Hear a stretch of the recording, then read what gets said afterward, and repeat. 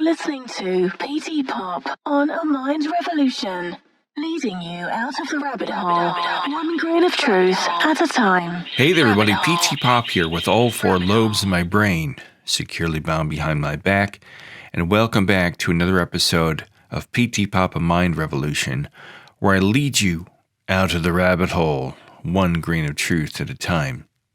Tonight, today, whatever it happens to be in your neck of the woods, I'm going to be talking to a fascinating gentleman by the name of Richard Vobes. Richard is known as the Bald Explorer in the United Kingdom, and he's author of children's books. He's a television presenter. He's a mime artist and fire eater. And he also talks about conspiracy theories much like I do. So I want you to check out Richard's website, which is Vobes, that's VOBES.com. I'll put a link to it in the description here. I discovered Richard on his YouTube channel, which is called Richard Vobes. He also has a third channel called The English Couple. So he's got the Bald Explorer, he's got Richard Vobes, and he's got The English Couple. And they're all delightful, fun, entertaining channels, and I urge each and every one of you to check it out. Welcome to A Mind Revolution, Richard. Thank you for agreeing to be on my show today. Nice to meet you, Peter. Thank you. Nice to meet you too. Thank you for agreeing to come on here. I was amazed. I heard the other day on your show you said you get like 1,500 emails. I don't know if it's a week or a day or. No, they've accrued to that. I'm sort of like trying to answer, like 30 or 40 emails, and as I'm writing one, you hear 10 more pings as they come in, and you just go, "Oh my God, I'll never catch up." Well, that's amazing. I'm just so glad I got to your attention, and I just impulsively took a shot in the dark. Reaching out to you, and it's my privilege to be here with you. More than happy. Oh, that's awesome, because I discovered you on your three channels. The first one was your Richard Vode channel, and then the Bald Explorer, and then is it the English Explorers? The English Couple, yeah. Couple with you and your wife. Yeah. And of course, now my dog is about to start barking. Excellent. Because there's probably an Amazon delivery driver about to. I think this is awesome because 30 years ago, you and I, our paths probably never would have crossed if it weren't. And now we can talk to each other because of the internet. And I think that's fascinating because I think whoever quote they unquote are finding out we're able to disseminate information quicker around the globe than you could at one time, and they're panicking. I think they're blocking and shadow banning people. Well, I've had a strike. I've had a strike last night on my channel. Really? So I'm locked out of YouTube for a week. I've been a bad boy. What did you do to get spanked like that? Well, I had a guest on, and we were talking about his book. Okay, his book was a bit contentious. I grant you that. It was called Programmed to Obey, and the conversation was about, are we programmed if there was another event to just follow suit, or will we push back? And we clearly said something. I mean, we were being very careful and treading on eggshells, all of that. But then within 2 hours of the interview going up, it just had this, sorry, you've got your first strike. You're locked out for 7 days. That's madness. It's funny you mention that because a few months ago, I interviewed Richard Gage, who was one of the founding fathers of 9/11 for Architects and Engineers for Truth, 9/11 Truth. And we had a nice interview. He was nice enough to come on. We discussed the typical structural inconsistencies with the official story and things like that. And within a month, my monetization had dropped 50%. Wow. And everything in my channel, I don't make lots of money. I was making about $150 a month with what I had. And it's down to like $48 a month. They've done something to my channel to keep me, I don't have a big reach. I have about 9,000 subscribers, but I thought, boy, am I being paranoid? But it seems to be too much of a coincidence to think I talked about this conspiracy theory about 9/11. My channel's kind of been decimated financially, I guess, because they want us to talk about that, and I don't think they want us to make money off of it. No, I think you're right. I think, if you even, I would say 5 years ago, you could probably talk quite happily about it. But because now people are waking up, I think, and therefore they're looking at different aspects of history and thinking, hang on, if they can control that, what are they doing now? And I don't and I think they don't want that conversation. So how did you get your start on YouTube? What was the beginning for you? In YouTube, golly, it goes back to quite early days of YouTube. YouTube had been around for a bit, but I was just posting family stuff and silly stuff. I didn't take it very seriously because in those days, of course, the file sizes were small and the video quality wasn't very good. And I was doing other things, and then I was doing some corporate video stuff for clients and things. I'd been an entertainer before that, and I was fed up with doing the corporate stuff. I'd done a little bit of television, and I was aware that YouTube was beginning to become something. So I started to do this thing called the Bald Explorer, and that was the first real serious type of things. But I went to town on the first 6 episodes, which were about 40 odd minutes long, and took about 3 months to make. And I would do like 2 a year because it was like so much hard work. Yeah. And of course, you get 5 views. And that's so you go, hang on, I've spent this money, I've done all this, and nobody's interested. And then I started to learn about what the algorithm was and how that worked. And I realized that actually what you need to do is to pump stuff out regularly.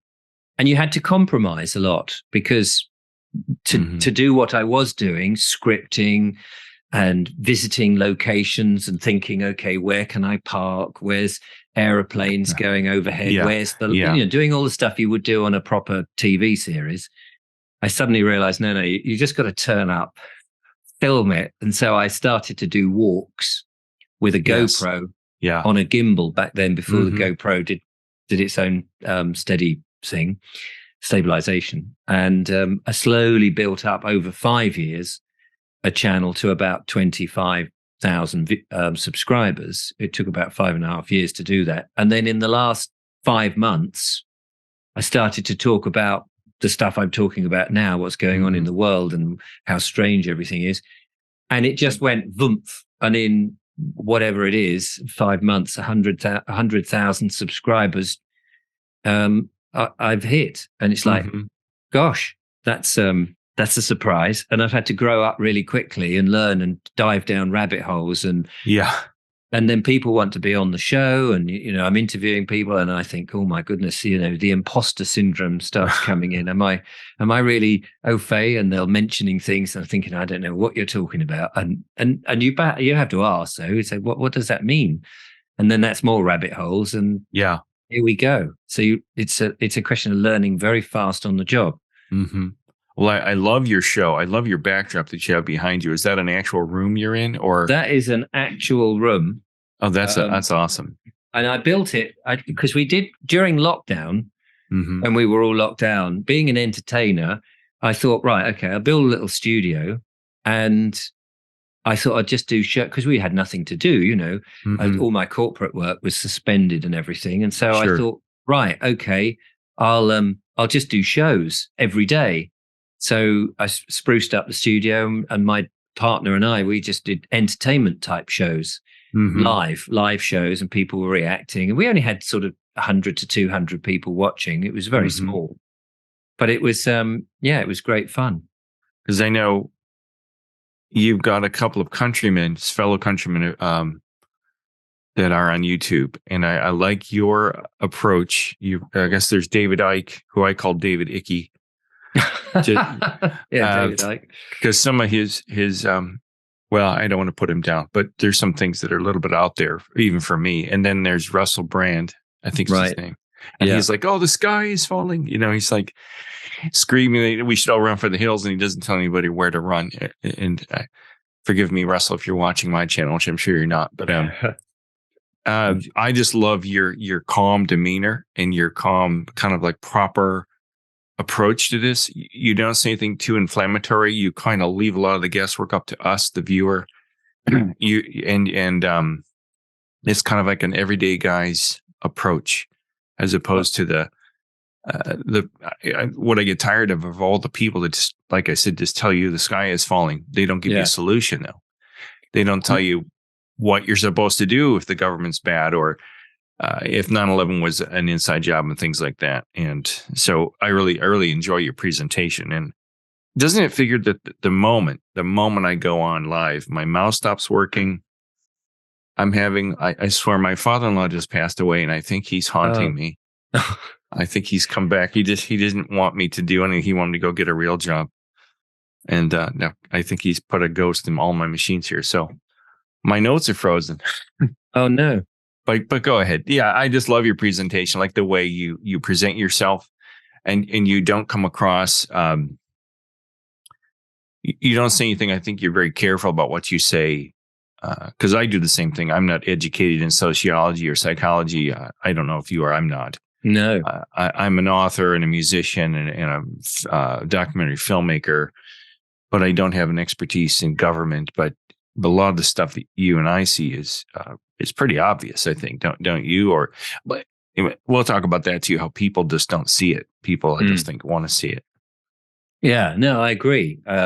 People seem to be putting their head in the sand in the hope that it's all going to go away. Yeah, and some people are very frightened, of course, and I didn't realize how frightened they all were until I started to do this. And because I wasn't one of these loud conspiracy theorist type things, and we're just saying, surely this can't happen. And I was aware that you had to be careful on YouTube. I was aware of that so that's why I was sort of just questioning it. And as you say, let the audience come to the conclusion, because I was hoping they could tell me. Yeah. And of course, that's when they did, and they're saying, oh, Richard, you need to see this. And you go, oh, okay, I'll see it. And you're going, oh my goodness. Yeah. And then after a while, in the early days, you're watching all this stuff. And I'm going to, at the end of the evening, I'm coming away with a real horrible pit in my stomach of fear and thinking, yeah. You go down on this thing, don't you? And then you've got to climb out of the hole and start thinking, okay, well, hang on, it hasn't happened today. So thank the Lord for that. Yeah. So it's one day at a time in many ways. Yeah, you have to. My wife keeps telling me, she says, you've got to stop looking at this stuff. It's going to drive you crazy. And there's times where I look at all this stuff and I'm like, I really don't know if I can take anymore. It's more than obvious. A lot of this stuff is pretty maniacal, I think. And a lot of it, I think, has been put out there deliberately to frighten people and keep people down and feeling uncertain, so that the heroes, the supposed heroes, the anti-heroes, can come in and say, we have the answer for you. Yes, yeah. We have the knights in shining armor, the cowboys in the white hats are coming to save us all. Yeah. Yeah, and, that could be the mistake we will make. So what was the turning point in your life where you began to question the reality that you live in, or any of us live in? Well, like most people, I would imagine it's a slow, gradual thing that you're sort of aware of, and it may be on your shoulder and you're just sort of, no, that's rubbish. And you're sort of aware of it, but you walk out into the street and everybody else seems pretty normal and going about their business. And so you think, well, it's just me, isn't it? I'm just noticing these odd things. And then we went through over here in the UK, Brexit, at the release from the EU. And I noticed then more than ever, there was this polarization of thought. And it seemed very deliberate that the BBC and the other mainstream media really had an agenda that they wanted to stay in the EU. And that if you were anyone who wanted to have your own sovereignty and to protect your borders and to protect your identity and those sort of things, that you were an idiot. That somehow you were Little Englander, they would call us, Little Englander. And I think they misjudged the English and the Welsh and the Scottish, come to that, and the Irish, the Northern Irelandish, they misjudged us because only by a few we won the referendum that was put to us. They didn't expect that. And then they spent nearly 5 years telling us we'd made the wrong decision. The referendum. And then all the media was going, no, you've done it wrong. They did it to the Irish. They had to do it, I think it was three times. They said, no, you've got the vote wrong. Do it again. No, you've got the vote wrong again. Do it one more time. That's better. Yeah, you want to stay. That's right. No, that's fine. Oh. And so I started to sense in the media and the government were not really listening to one side of the people, and they were doing divide and conquer. And then, of course, we went through the pandemic, and that was just alarm bells for me right from the start, mainly because having worked in video pretty much all my life and film, when we started to see those Chinese videos, the clips where people were just collapsing, I thought in the very early days, in November 2019, when they were sort of drifting out, planting the seed that there was something going on. Yeah. I just looked at those and thought, that doesn't look real. It just looked fake. Yeah, exactly. And I just thought, and then, of course, as it started to come into this country, there was a little sense of, I wonder what the government are doing about it. But they didn't seem to take all the obvious actions like, okay, we will actually shut the borders and the airports and all that. And you're going, well, that's a bit odd, isn't it? If you're taking this seriously, and then the next minute, there we are, we're told to lock down in our houses. And we'd all heard that there had been a rehearsal of this where locking down was not a thing. And so from then on, I was wide awake, and everything that was pushed towards us was questioned, and it all seemed very obvious. And yet, my fellow man were all happy to mask themselves up and be separated and all of this. And I was thinking, hang on, critical thinking and common sense has gone out the window. Yeah, it got really strange. I remember those videos in China, and I thought, but that looks kind of strange. And then here in this country, when it hit, they started showing video inside of emergency rooms. And I don't know what kind of laws you have in Great Britain, but here there's all these HIPAA laws where you're not allowed to disclose people's medical conditions without their consent. And here they're allegedly these camera crews going through emergency rooms with stretchers in the hallways and nurses crying. And I was like, wait a minute. So then they also had these, I don't know what you call them. They were tents outside the hospitals where you were supposed to go to get tested, or I don't know, they hit your head with a shovel or something. I don't know. So I drove around to all the local hospitals, and there were the tents, but there were no people. But all the news media were saying, the hospitals are overwhelmed with patients, and they don't know what to do. And there's, videos of crying nurses. And I thought, and so I posted this video showing 2 or 3 hospitals that there was nobody in line at these tents like they portrayed on the news, and they took it down. They first they demonetized it. Then I think they took it down for false misinformation. Yeah. And then because we had the TikTok videos, didn't we, of the nurses dancing? Did you see those? Yes, yeah. And it's like, hang on a minute, we're in the middle of a pandemic. Yeah. And yet these nurses have managed to practice routines and down corridors and doing all this sort of dancey stuff. I was thinking, this is absurd. Yeah. And of course, we subsequently learned that there was barely anybody in these hospitals. Well, I was actually in an emergency room during the pandemic. A friend of mine had a heart attack, and there was no people in this emergency room. It was empty. And this is in the middle of the whole thing. This is in like 2021. And I'm looking around, and I didn't dare pull out my camera, but I thought there's something wrong here. And so how was 9/11 portrayed to the British people? Like when September 11th took off? I mean, was that on the news all the time there? Yeah. I mean, I remember I was driving at the time to see a friend, and I was just listening to the news or the radio, and there was a sudden interrupt to the program. An aeroplane has flown into one of the towers, and it was like, bloody hell. And as soon as I got to my friend's house, I said, put the news on. And that's when you saw the second one going, and we were just sitting there agog, absolutely watching it in real time. And of course, from then on in, everything was all of these stories. And it was only afterwards the anomalies start to sort of come out about particular pieces of footage that was shown before it had actually happened and things like that.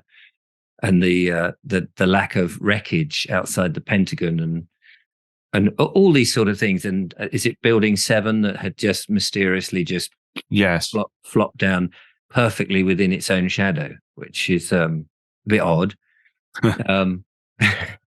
You know, and I was very busy at the time with setting up some other projects. So, and I wasn't really into, I mean, I just thought it was awful. And of course, it was very much, that was the reason that we were going to suddenly go to war and all of this. And so, yeah, again, the mainstream media was well onto it, but I was not really into following much of the mainstream media and what was going on, because I was following my career. So I actually had my head down at the time, and just thought, blimey, what an awful thing.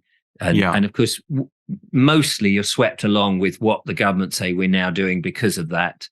And I didn't really question it, which is foolish on retrospect, especially knowing what we do now. I mean, whatever is coming next, there's no way that one wouldn't be questioning the government every single step of the way, as we are doing now.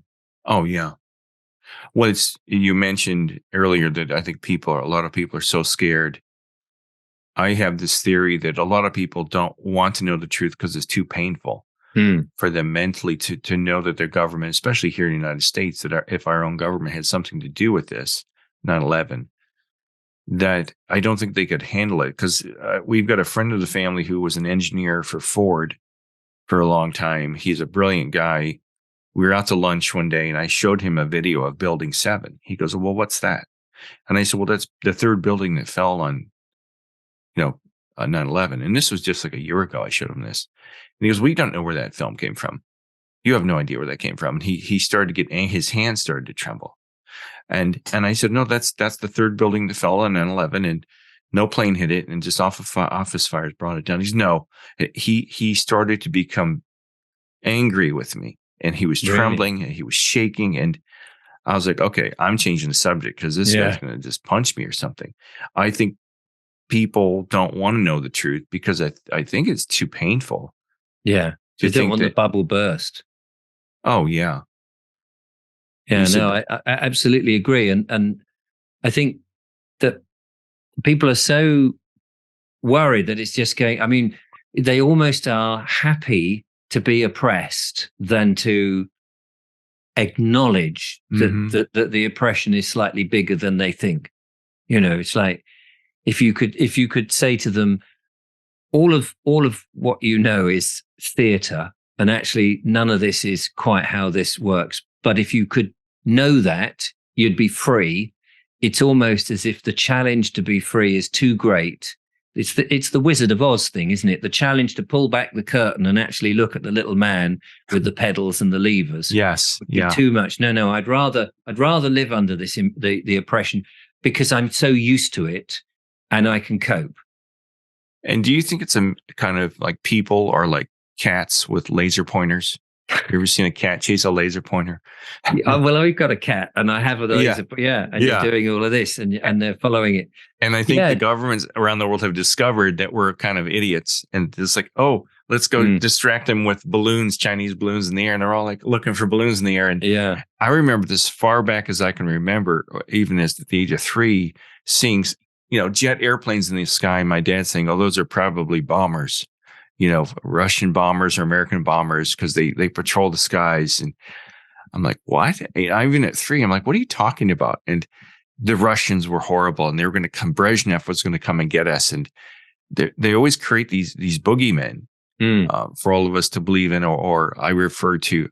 I don't want to offend your faith. I kind of question some of the things about God and all that stuff. I call him the magical man in the clouds, because they create all these imaginary creatures for people to believe in, like the fair. I don't know if you have the Tooth Fairy in UK.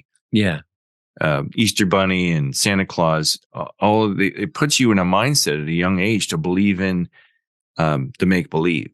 Yeah, absolutely. So I think it makes it easier for the government to create make believe. I don't know if the government's behind the tooth fairy. I don't mean that, but it seems like a lot of us live in a only fantasy if they world. tax it. Only if they tax the money, then they're behind it. Yeah, it's funny. I think it's funny because as a kid, they raise us and teach us about the United Kingdom because of the Revolutionary War, which I look back on that now. That was so long ago. Why are you, they portrayed the British people as the government, these mean, nasty, horrible people, taxation without representation, no freedom of speech. And now we're back to where we were 250, 60, 300 years ago, whatever it was. Where our taxes here are going through the roof. They're restricting our freedom of speech. Everything that these men fought for hundreds of years ago has gone out the window. But they always portrayed your country as, the redcoats. And so they put these things in your head about other countries that aren't true, if that makes sense. I don't know how they portrayed the United States. But here it's like Russia's the bad guys, At one time it was the United Kingdom, or it's Iran, or it's Iraq. Now it's Syria. It's like, come on. It just gets old after a while. I think one of the things that is a worry at the moment is the way that media and social media, particularly as well as mainstream media, is reporting and of course it's the way media works and the way people are interested. It's always the bad stuff. So you'll see the stuff that's not working, the riots and the people breaking windows, setting fire to cars, and just, when they turn around and they say it was mostly peaceful. Don't know if they use that phrase, with fire going on and bombs behind them. Going, yes, it's a mostly peaceful protest here. You go, yeah, well, it may be mostly peaceful the other side of the camera, but the bit we see is pretty extreme. And what we don't see, and I guess they don't want you to see, is where people do get on, where somebody falls in the street and people come around to support them. Are you all right? And they get them up and they ring for an ambulance and they take them away and looked after, or just when things work. And the thing that we must remember is humanity works pretty well, certainly in the West, most of the time. But we're being given this really exaggerated illusion that, everywhere you look, there is destitution, people are robbing. A friend of mine put a video up saying all the supermarkets, the amount of theft from supermarkets is huge. And suddenly you're conjuring up in your mind these people with balaclavas and baseball bats coming in.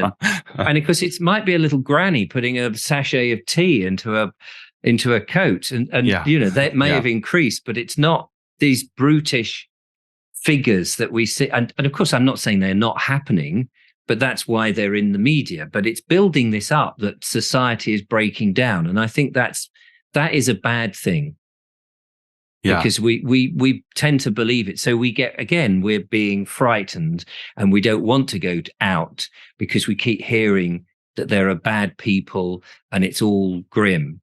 And actually, it's there may be that, but the illusion is just so big, like with the UFOs and all of this, that we know that the next thing is coming. Look, flying saucers again. Yeah. Which I saw a meme somebody put out in which it had a flying saucer over England somewhere, and lasers were coming down like this, and it said, you must obey, you must obey. And this typical Englishman said, oh yeah, you're from the government, are you? it's just go ahead. No, go on.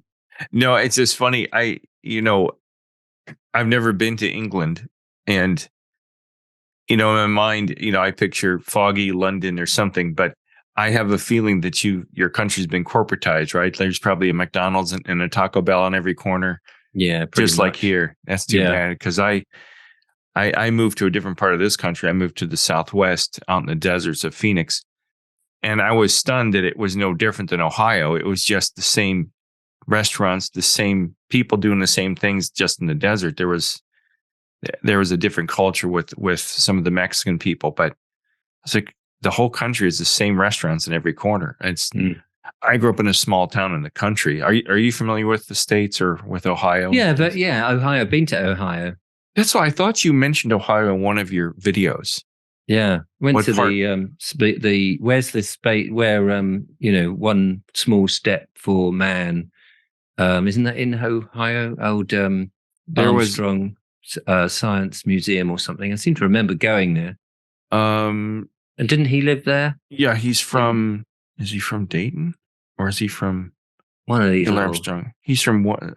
I should know this, Yeah, but Neil Armstrong he's from somewhere here in Ohio. Maybe it's Columbus. yeah. It might be Columbus. He could be Columbus or somewhere around there. Air and Space. But I've been there into a small little place which was very bit England like. Yeah, with a yeah. high street, main street, or whatever, a few bookshops. Yeah, he's probably from. I should. You know what? He might have been from my dad's hometown of Cambridge. Oh, there you go. There's no. That's John Glenn. John Glenn was from Cambridge. My dad was from a small town. Which I think he's another astronaut. I should know this stuff. I didn't get into history until I was older.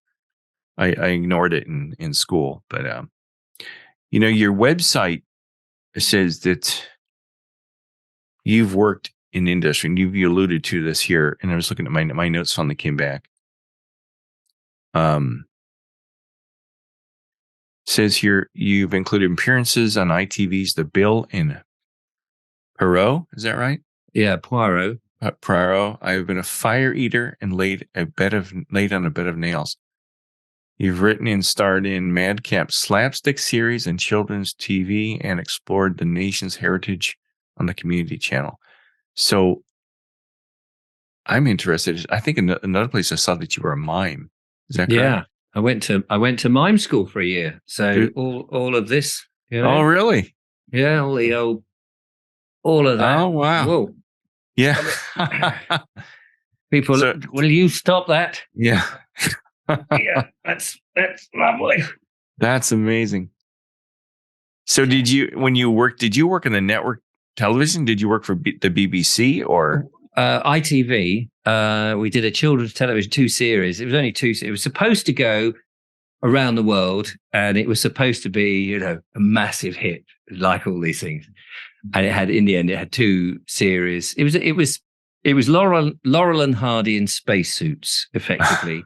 It was a friend of mine who was quite large, and we had our own language, but effectively it was a similar sort of set slapstick, like, he was in charge and I was the little one who was going, oh, you but it was the basis of it was two aliens crash land on Earth. And as it was a children's show, a little girl finds them and thinks they're quite fun. So she hides them. I mean, you couldn't do it now, of course, but she hides them in the shed. And she sees them every now and again, and she's trying to sort of contain them, and so that adults never see them, but they go off and have silly adventures. Yeah, and all of that in slapstick. We had a lot of fun making it, and I'd written the series and all the gags and things. But oh, really? We worked with incompetent. It's when I learned that television was not quite the medium I thought it was, with very clever people, and you start to realize. That actually we were better than them in what we were doing. It was all the big money. Suddenly you realize it's all about the money. I was very naive. Yeah, isn't it a shock when you find that out? Yeah, it's real. It's a real shock. Because go ahead. No, I was just so that's one of the reasons. In the end, we sort of moved and thought, well, it's better to have control of your content, even if you can't do the wonderful things that you could do on television with a real budget. At least on YouTube, when they don't kick you off, of course, you can do your own thing, and it's down to your own budget, I suppose. Did you get to see any type of deceptive practices working for ITV, or did you see anything that you questioned? You're like, that's not quite right.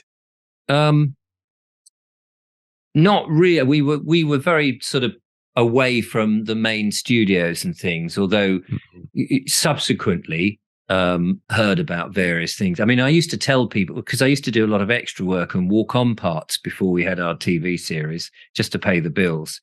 And I used to say to people, if I was in a room with friends and they're watching the news, and I would say, oh yeah, that bit over there that's supposed to be in Afghanistan, yeah, that's me there. Look, just at the back. Can you see that's me? We filmed that last week. And they go, what? And I say, no, only joking. But you just realize that so much could be faked. And that was really the point. How do you know what you're seeing is true? Yeah. Just because someone's sent in some footage on a bit of phone footage and it's all shaky and a bit blurry. Yeah. Yeah, there's a lot. There was during the first Gulf War in the early 90s, there's a couple of Fox or CNN reporters with helmets on and acting all scared. Well, the footage has since been re-released that they were in front of a green screen, and that wherever they were, Afghanistan or not Afghanistan, Iraq, some town in Iraq was all fake. They're like, oh no, the bombs are coming, and then the guy yells cut, and they take off the helmets and the green screen. The image is gone behind them. So I question everything I see, because it seems it's probably the same in the UK, but here I think a lot of people live in a Hollywood induced fantasy world. And a lot of the movies, I think, put out a message, a fake, what life could be like. You see Tom Hanks or Meg Griffin or whoever these people are telling you could fall in love over the internet or whatever. I think a lot of us here in the United States believe this stuff. You believe you're going to meet some woman on the internet and who's the most beautiful woman in the world. Yes. Yeah. And she's on the internet because she can't find anybody nearby. It's like, oh my God, I'm so beautiful and nobody wants me. Is that right? Okay. She's just so lonely. She's so lonely. And here's me sort of 50, plump, greasy hair, not shaved for months, going, oh yeah, I really think she'll fancy me. Yeah, good luck there, mate. Yeah, exactly. But it's just kind of funny. I used to take, when I was younger, I took movies to be, wow, this could be me, that kind of thinking. And that goes on a lot here in the States because we've got so many sitcoms and so much baloney thrown at us. And I think when you're younger and you're so impressionable, you go, wow, I could have this car, this woman, this house. Does that go on in the UK? We're sold a lifestyle. I mean, I think, that is unrealistic. I mean, the whole thing of buy now, pay later type lifestyle in which it's encouraging you to get into debt. And you buy, for example, house furniture, and it's several £1,000s, and you say, well, you can have it now. Put a deposit of £100 on, you can have it now. And it's so shoddily made that you're still paying for the wretched stuff, and it's collapsing around you, and you still know, I've still got £500 to pay on this crap. And then it's like, don't panic. You can have this. Put a deposit down. Pay now. But it's like, we'll just burn this. You're just burning £500. My God, it's so stupid. And so I think we're encouraged in a lifestyle through the adverts all the time. And of course, I don't have a television now. I got rid of my television. But if ever I see adverts that for Britain, I don't exist. Middle-aged white man. Oh yeah. I'm not in this land. No. Every other nationality is as a male. Lots of very beautiful English white ladies, but as well as other nationalities. But just the skewing of the so-called what you expect to see of in England is so skewed that there's no white men, and if you do see them, we are the most imbecilic, stupid, unable to stand or walk, or we're the most ridiculous thing there. So that's a sort of a fake lifestyle that we're being sold through television, through the media. But I think you're right with the films and things, and I mean the thing at the moment, of course, is that all the feature films seem to be portraying something that magically then happens 2 or 3 weeks later. Yeah, and there's a lot of because you had that train crash, didn't you? In that was in Ohio. That was Palestine. in Palestine, Ohio. Yeah, and then you had a film a few weeks before or something, and lo and behold, it's happened in real life. What did the train come out of the screen? Yeah. No, it's then they have a lot of films nowadays that are focused on a fantasy world, like Harry Potter, or I don't know if there's an agenda behind that. There's all kinds of conspiracies behind that, and I just think it puts people into a mindset. There's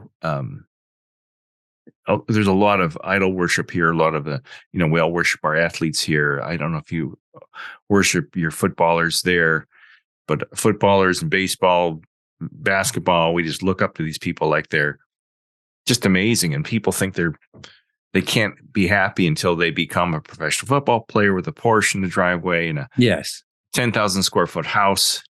And, it's just not realistic. And most of those people aren't happy anyway, from what you hear in the news, if the news is real. Well, I imagine that they've got just the same problems. Yeah. But on a larger scale. So, you might have a small drink problem, and they've probably got a massive drink problem because their cellar that they can fill with whatever kind of pleasure. Yeah. Because if you get too much money, you must get bored. Because once you've bought X many Porsches and you've got your helicopter and your yacht and all of this, and it's like, where's your aspirations? And if you're still if you're like a footballer in your 30s and 40s, and you've still got perhaps another 40 years ahead of you, and you've done everything, you've been around the world, you've done all the big cruises, you've got all the blonde ladies. I nearly said a bad word then, but you've got all the desirable things that perhaps a young chap might want that's sold to. Then you must get a bit bored and start trying the things that perhaps are a bit shady and you should frowned on. And before you know it, where somebody might just have a little, say, a drink problem, these guys have probably got bigger problems. And then if they go through the divorce, it's a lot more public and it's larger amounts of money that are going. And it must be a nightmare. I'd rather have very little and be happy, than and have little aspirations, realistic ones, than to have these. Because I always think if fame, it's like on social media, everyone wants to be recognized, and the fame thing, look at me, and they're all, all of this. And you think, well, yeah, okay. So let's say you've got that fame and you can't walk down the street, and now you've got to have bodyguards. How awful is that? I mean, I notice it on my channel. Occasionally I walk down and someone says, Richard, I've seen your channel. And you go, oh, that's very nice. And it's nice. But I don't want to be anything like a level where you cannot walk into a street just as you and pick some clothes or some food without people going, oh, look, that's so-and-so, and pointing, or need to have other people protecting you. I mean, it must be, I mean, the liberty, the price you pay for those big things, those big, large ticket items, I think is too much. So you actually have people that have recognized you on the street based off of your channel? Wow. Yeah. I mean, they're nice. I think the nasty ones haven't come up and said, oh, Richard, I really hate your stuff. It's really vile. I really don't like it. It's just some people. And then I'm slightly aware, not all the time, but I think where I live, a few people have sussed it out because I dress rather dapperly. So I stick out a bit. My wife saw how you dress and she said, you should dress up for this guy. He's well dressed. And I'm sorry, I gave up the corporate world a long time. I just can't put on a tie. Yeah, well, this wouldn't be cool. I would we would never go with a worsted wool waistcoat and a Harris tweed jacket and a cravat, and they're just saying, oh, who's this idiot? No, you look great. Your presentation, like I said at the beginning, is just phenomenal. Just the even the color scheme behind you and the organization of everything and your backdrop is nice. Do you think you're reaching people? Do you think you're getting people to open their eyes, or are you just reaching more people like me that are kind of already awake? I do think that I am reaching some people because people have said to me for example, somebody said to me, he says, my dad watches your videos. I've told him umpteen times what's going on. And he says, no, I'm not interested. And he'll watch the BBC. But he'll watch you because, meaning me, he'll watch you because you're slightly different. And I don't quite know why I'm different, but I'm just questioning and saying, surely the government wouldn't do that. Why would they want to do this? They're nice and kind and on our side, aren't they? and I use sarcasm and irony, allegory, and sometimes it backfires on me. I did one the other day in which my point was, we've got these 15-minute cities that the government wants us to all go into. Yeah, I saw that. And people don't want it. And they're going to their councils to say, we don't want it. And the councils are going, oh, okay, yeah, that's nice, interesting. Thanks for that. Yeah, but we're doing it anyway. And so I wanted a way of saying, if your council, who are really members of your community in your town, aren't doing what you want, then you need another council. And to save all that business about the protocol and all of that about voting them in and voting them out, just do it. Just meet up in the town square or a park or nearby and say, get everyone together and we're just going to do our own council. And if everybody was in agreement, surely that's the benefit for the town. How can 10 councillors go against what, say, 50 or 100,000 people of the town suddenly turn around and say, well, we don't want you guys, we're doing this. So I wanted to put that in a way that made sense. So I use allegory. So I made up this town called Biggleswick. And to indicate that this was made up, I said it was on the cusp of two counties, which were totally made up again, Bessex and Goodfishire, which sounds like counties, but anybody in England would know it was complete nonsense. What I forgot to factor in is Americans and New Zealanders and Australians and other nationalities who necessarily. So I got all these emails immediately afterwards saying, hey, Richard, can you tell us where this council is? Because we're trying to find it. We can't find it. We'd love to talk to the people there who did it. And can you tell us how you did it? And they're all going, oh, well, actually, I made it up. But I had written in the description, because nobody reads the description, of course, but I had written, using allegory, I tell the story of, which, I thought the audience might be. But then that was on me, and I learned from that you have to be very careful. But it was the principle. Yeah. And people have laughed. They said, oh, yeah, we just fell for it. But it's like, well, ultimately, I think we have to take back the control, because the people who are in charge don't seem to be doing a very good job.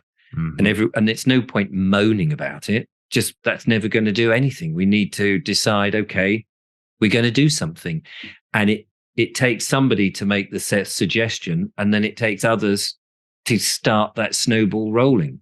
And once it's rolling, I think because people are sheep and they will follow.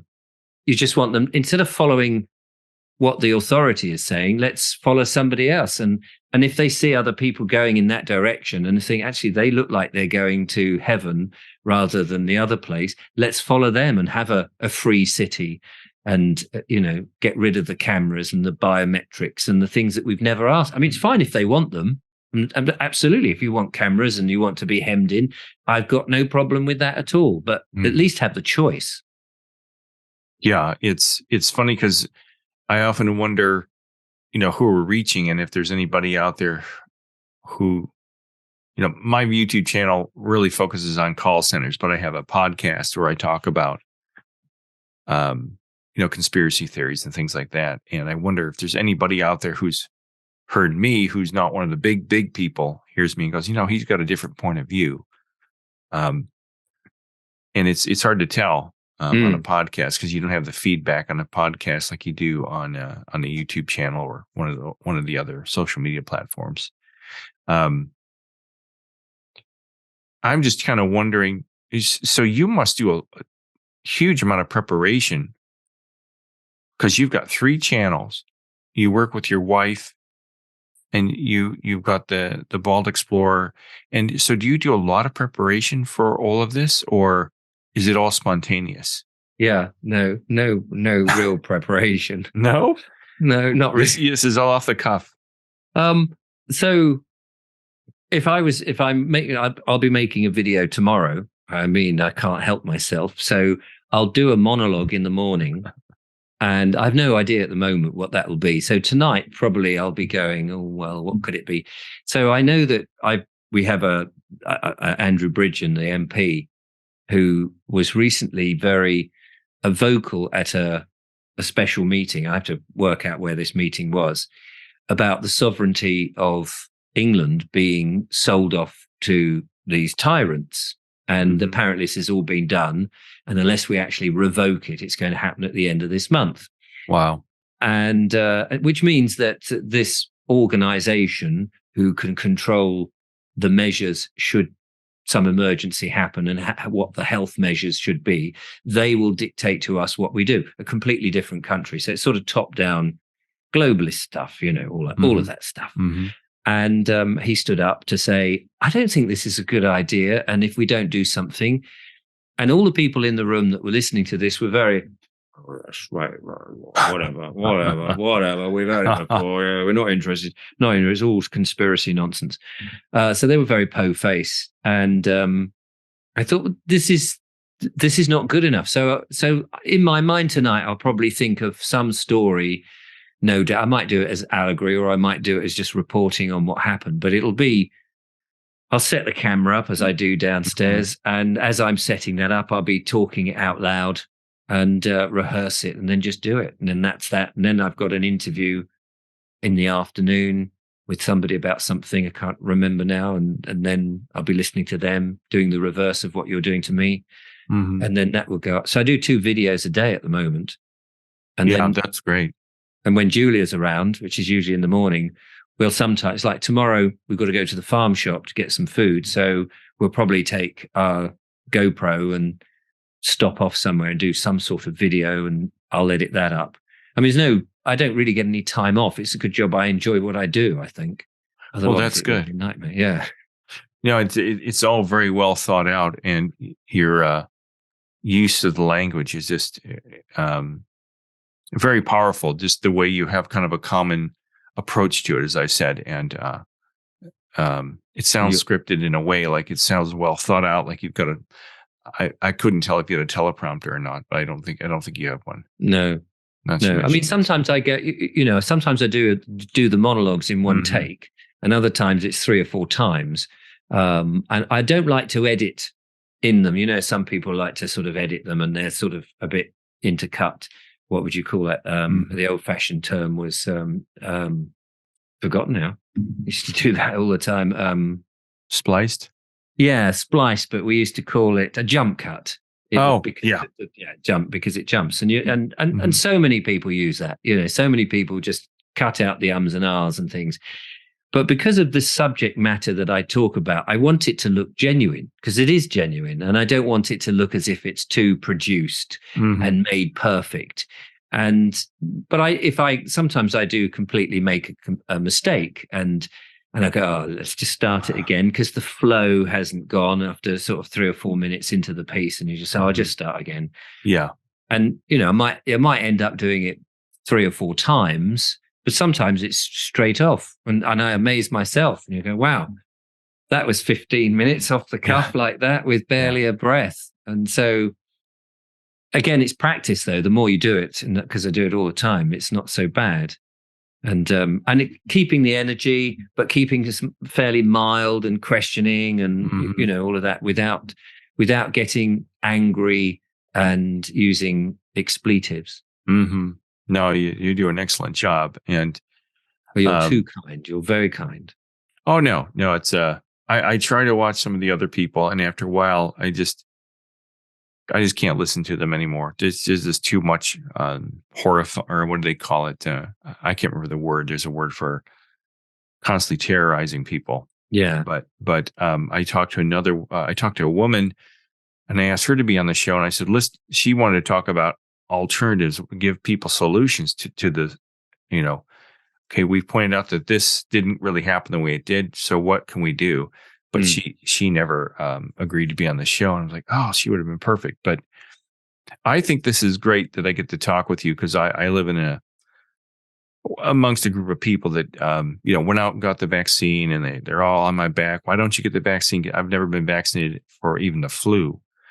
And I rarely get sick, and I've not gotten COVID, thankfully. And so it's nice to talk to somebody of a similar mindset because there's only one other person I talk to. I've got a friend in Houston, Texas, and she and I talk about all this stuff.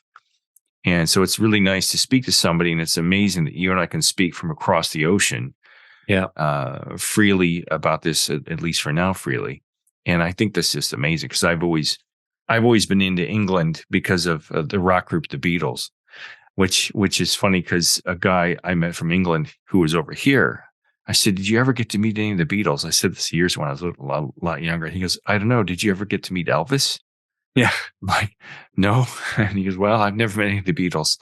So it's just kind of funny because I grew up with what I know is all about Liverpool and all this stuff. So I've always been fascinated with England because of the rock group, which is part of my I guess my conditioning. But well, I've never met the Beatles. I mean, people often say, oh, because when I went to America twice, and nobody ever asked me the question. You always expect, oh, you come from England. Have you ever met the Queen? Well, funny enough, I have actually met the Queen. Did you really? Yeah, I did actually. But I was dressed as an overgrown schoolboy at the time. I was entertaining. I was dressed up as a kid, and I had these silly shorts and a tie and all this. And I was sort of there to make sure all the kids would wave their Union Jack flags. Yeah. And I accidentally got into the wrong line. I got at the end of the dignitaries. So she saw all the dignitaries and was shaking hands with them. And what do you do? It's very nice to meet you. What do you do? And then she just came to me, and I was not really supposed to be there. And she said, oh, and what do you do? Hello, Your Majesty. And I was like with a hat and all. Hello, Your Majesty. I'm just here to make sure the kids wave their flags. It's nice to see you, Majesty. I didn't drop out of character, and she would, all right, nice. Then she shook hands and away she went. So that was... that's funny. Yeah, that was my... brush with royalty.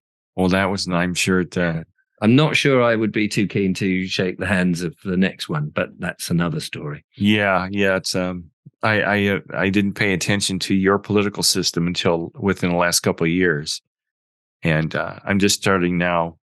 I just figured out a couple of years ago what an MP was. So, oh right, yeah, like a member of the parliament. Okay, that's what it is. Here that means military police.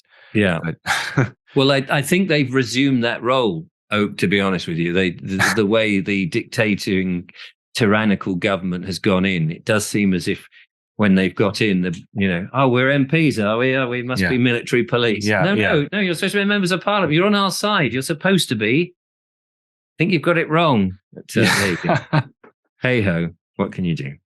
Well, I know I think we only had an hour here. Yeah, I'm going to have to shoot off. I really appreciate this. I genuinely do, Richard. And I wish you all the luck with your channel. And check out Richard's website, which is Vobes.com. Is that correct? It's the best one is richardvobes.com. richardvobes.com. I'll put links to your website, your YouTube channels in the description here. I'm going to put this on my PTPOP, A Mind Revolution podcast and my YouTube channel. And I just wish you the best today, Richard. I hope you have a great day, and thanks for appearing on here. No, my pleasure. Thank you for asking me. That was Richard Vobes. Richard, thanks so much for being on the show today. I'm so glad to meet you and to talk with you. This is something that we couldn't have done 30 years ago. I'm glad to have met you and got to share some ideas with you. If you want to find out more about Richard, please visit his website. He's got richardvobes.com. He's also got vobes.com. And he has 3 individual channels on YouTube. He's got The English Couple, The Bald Explorer, and Richard Vobes. And I guarantee you're going to enjoy his channel. Richard is a very eloquent, well-spoken, level-headed gentleman who brings you a level-headed approach to, quote, conspiracy theories, unquote. And remember this, people, if you're questioning your reality, and you wonder why things are the way they are, you're going down the right track. You've begun to crawl out of the rabbit hole. The one thing they don't want us to know is that all we have is each other. So for me to reach out to Richard from across the ocean and speak with him is something that really makes them, quote, them, unquote, uncomfortable, because they don't want us to exchange free ideas. They want us to believe what they want us to believe. They want us to think the way they want us to think. So what I did today with Richard, speaking with him, for me was wonderful. I just think the internet is a magnificent tool to reach out to, exchange ideas and theories, and it was a great time. So, Richard, thanks again. Check out his channels, and I'm PTPOP, signing off here, leading you out of the rabbit hole, one grain of truth at a time. You have been listening to PTPOP, a mind revolution, leading you out of the rabbit hole, one grain of truth at a time.